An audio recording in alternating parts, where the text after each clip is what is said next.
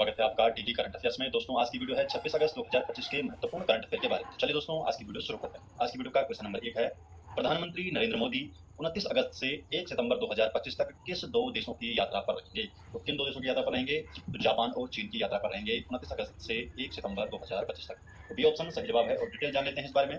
तो प्रधानमंत्री नरेंद्र मोदी 29 अगस्त से 1 सितंबर 2025 तक जापान और चीन की 4 दिवसीय यात्रा पर रहेंगे। 29 से 30 अगस्त तक वह जापान में रहेंगे और 15वें वार्षिक भारत जापान शिखर सम्मेलन में भाग लेंगे।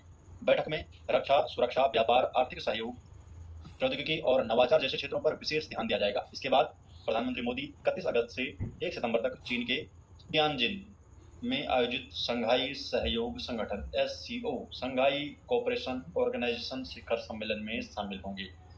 भारत 2017 में SCO का पूर्ण सदस्य बना था और 2022-23 में SCO राष्ट्र अध्यक्ष परिषद की अध्यक्षता की थी। तो 2022-23 में भारत ने SCO राष्ट्र अध्यक्ष परिषद की अध्यक्षता की थी और 2017 में इसका पूर्ण सदस्य बना था। क्वेश्चन नंबर 2, चौथा सेमिकॉन इंडिया 2025 किस शहर में आयोजित किया जाएगा? जो चौथा सेमिकॉन इंडिया 2025 है तो इसका आयोजन नई दिल्ली में किया जाएगा। सी ऑप्शन सही जवाब है, नई दिल्ली में चौथा सेमिकॉन इंडिया 2025 का आयोजन किया जाएगा। तो 2 सितंबर 2025 को प्रधानमंत्री नरेंद्र मोदी चौथे सेमिकॉन इंडिया 2025 का उद्घाटन करेंगे और ये 3 दिवसीय जो कार्यक्रम है नई दिल्ली में आयोजित होगा। आयोजन का उद्देश्य है भारत की बढ़ती क्षमताओं को प्रदर्शित करना, विशेषकर माइक्रो इलेक्ट्रॉनिक्स और सेमीकंडक्टर मूल्य श्रृंखला में। पहली बार इसमें जापान, दक्षिण कोरिया, सिंगापुर और मलेशिया के 4 अंतर्राष्ट्रीय मंडप शामिल होंगे। 18 देशों और क्षेत्रों की 350 प्लस कंपनियां अपने उत्पादों का यहाँ पर प्रदर्शन करेंगे। भारत के 9 राज्य भी इसमें भाग लेंगे। उद्देश्य क्या है इसका? वैश्विक सहयोग को बढ़ावा देना, घरेलू नवाचार को प्रोत्साहित करना और भारत को विश्वसनीय, स्केलेबल और प्रतिस्पर्धी इलेक्ट्रॉनिक्स विनिर्माण केंद्र के रूप में स्थापित करना। इस कार्यक्रम में एक सेमीकंडक्टर डिजाइन स्टार्टअप पवेलियन भी होगा जो नवाचार आधारित चिप डिजाइन उद्यमों को मंच प्रदान करेगा। क्वेश्चन नंबर 3, भारत की पहली रिमूवेबल और सौर पैनल परियोजना कहाँ शुरू की गई है? भारत की जो पहली रिमूवेबल सौर पैनल परियोजना है तो इसकी जो शुरुआत है ये वाराणसी में की गई है। ये वाराणसी में शुरू की गई है, बी ऑप्शन वाराणसी। तो वाराणसी स्थित बनारस लोकोमोटिव वर्क परिसर में भारत का जो पहला रिमूवेबल और सौर पैनल पायलट प्रोजेक्ट शुरू किया गया है। ये परियोजना भारतीय रेलवे की सतत और हरित ऊर्जा प्रथाओं की दिशा में उठाया गया कदम है। 70 मीटर लंबे खंड पर 28 पैनल लगाए गए हैं जो 15 किलोवाट तक बिजली उत्पादन करेंगे। तो 15 किलोवाट की बिजली उत्पादन करेंगे। क्वेश्चन नंबर 4 है, विकसित भारत तकनीकी वस्त्रों पर वैश्विक शिखर सम्मेलन 2025 कहाँ आयोजित किया गया? तो विकसित भारत तकनीकी वस्त्रों पर जो वैश्विक शिखर सम्मेलन 2025 है तो इसका आयोजन पटना में किया गया है। तो पटना में इसका आयोजन किया गया है, सी ऑप्शन पटना। तो 22 से 23 अगस्त 2025 को पटना बिहार के ज्ञान भवन में 2 दिवसीय विकसित भारत तकनीकी वस्त्रों पर वैश्विक शिखर सम्मेलन आयोजित किया गया।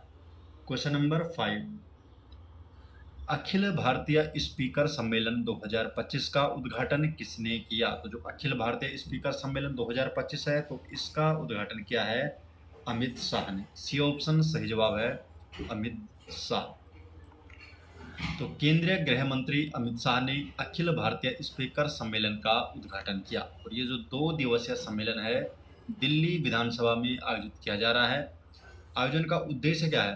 तो विट्ठल भाई पटेल के केंद्रीय विधानसभा के प्रथम भारतीय स्पीकर बनने के 100 वर्ष पूरे होने का इस उपलक्ष्य में इसका आयोजन किया गया है।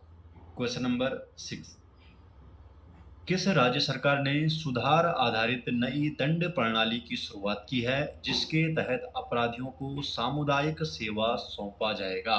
सामुदायिक सेवा सौंपी जाएगी अपराधियों को। तो ये किसने शुरू की है? तमिलनाडु सरकार ने। तो तमिलनाडु राज्य सरकार ने इस प्रणाली की शुरुआत की है। तो तमिलनाडु सरकार ने सुधार आधारित दंड प्रणाली शुरू की है। अपराधियों को जेल के बजाय सामुदायिक सेवा करनी होगी। कार्यों में अस्पताल की सफाई हो गई, पुस्तकालय में व्यवस्था, पार्क और समुद्र तट की देखभाल, पेड़ लगाना, यातायात नियंत्रण, वृद्धाश्रम में सहायता, ये चीजें इसमें शामिल है।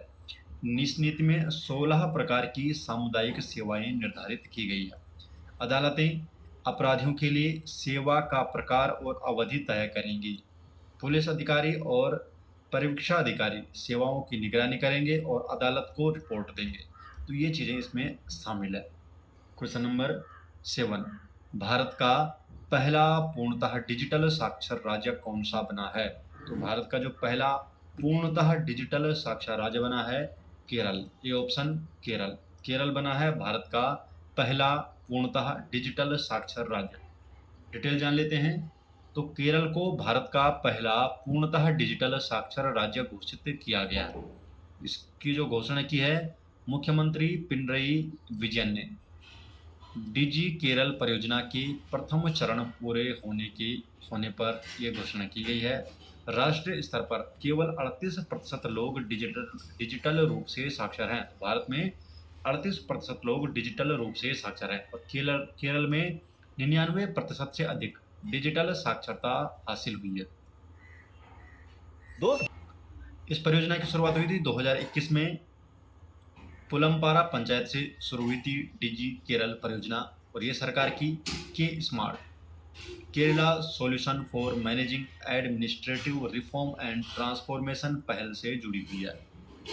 क्वेश्चन नंबर 8, किस सार्वजनिक क्षेत्र के बैंक ने अपनी कॉरपोरेट वेबसाइट को सुरक्षित बैंक.in तो बैंक.in डोमेन पर माइग्रेट करने वाला ये पहला बैंक बना है? तो सही जवाब इसका पंजाब नेशनल बैंक ने ये करके दिखाया है। अपनी जो कॉर्पोरेट वेबसाइट है इसे बैंक.in डोमेन पर माइग्रेट कर दिया है। तो सी ऑप्शन सही जवाब है। तो पंजाब नेशनल बैंक पीएनबी ने अपनी जो कॉर्पोरेट वेबसाइट है इसको सुरक्षित बैंक.in डोमेन पर माइग्रेट किया है। अब इसके आगे बैंक.in लग गया है डोमेन। ये उपलब्धि पाने वाला भारत का पहला सार्वजनिक क्षेत्र का बैंक बना।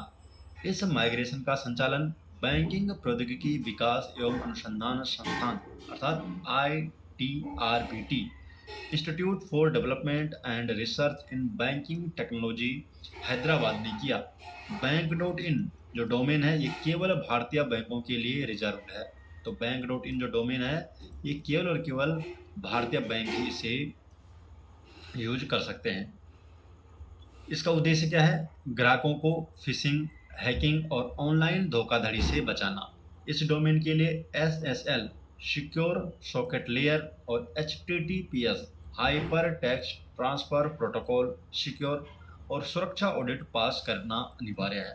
तो दोस्तों ये हो गया